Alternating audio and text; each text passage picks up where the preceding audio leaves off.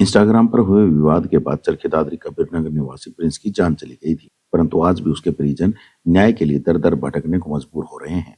परिजनों के द्वारा पुलिस से काफी बार गुहार लगाई गई थी कि प्रिंस को मारने में सम्मिलित सभी लोगों की गिरफ्तारी जल्द से जल्द की जाए, परंतु पुलिस के द्वारा मामले में कोई तेजी नहीं लाई गई, जिसके बाद चरखी दादरी की सड़क पर उतर प्रदर्शन करने की चेतावनी प्रिंस के परिजनों और चरखी दादरी वासियों के द्वारा दी गई थी, जिस पर पुलिस हरकत में आई और तुरंत प्रिंस के परिजनों और समाज के लोगों से मिलने कबीरनगर पहुंची, जहां चरखी दादरी पुलिस के डीएसपी धीरज कुमार के द्वारा जल्द से जल्द सभी आरोपियों को गिरफ्तार करने का आश्वासन दिया गया, जिस पर प्रिंस के परिजनों और कबीरनगर वासियों ने 4 दिसंबर तक का समय पुलिस को दिया है। चरखी दादरी डीएसपी धीरज कुमार के द्वारा बताया गया कि मामले में पुलिस की विशेष टीमों को नियुक्त कर तुरंत प्रभाव से आरोपियों को पकड़ने की कोशिश की जाएगी।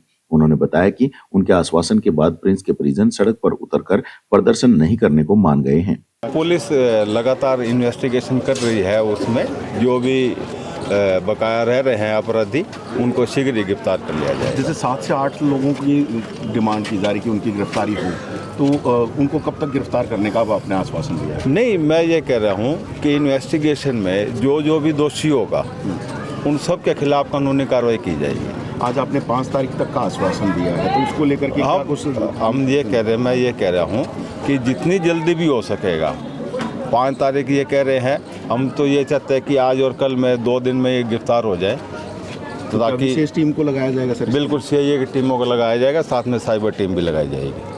तो आप जैसे रोड जाम करने की बात कही गई थी तमाम लोग, नहीं, हम पहले ही देखो, जो भी कानूनी कार्रवाई है हमारी तरफ से किसी प्रकार की कोई ढिलाई नहीं रहेगी, तो जल्दी ही इनको गिरफ्तार कर लिया जाएगा। वहीं दूसरी तरफ प्रिंस के परिजनों के द्वारा बताया गया कि सड़क पर उतरने की चेतावनी देने के बाद पुलिस हरकत में आई है और उनके बीच पहुंची है। चरखी दादरी पुलिस के डीएसपी उनसे मिले हैं और उन्हें आश्वासन दिया गया है कि 4 दिसंबर तक सभी आरोपियों को पुलिस के द्वारा पकड़ लिया जाएगा। उन्होंने कहा कि यदि पुलिस सभी आरोपियों को समय रहते गिरफ्तार कर लेती है तो वे किसी तरह का कोई प्रदर्शन सड़क पर उतरकर नहीं करेंगे, अन्यथा 5 दिसंबर को वे दोबारा से सभी समाज के लोगों के साथ मिलकर विचार विमर्श करेंगे और धरना प्रदर्शन करने का फैसला लेंगे।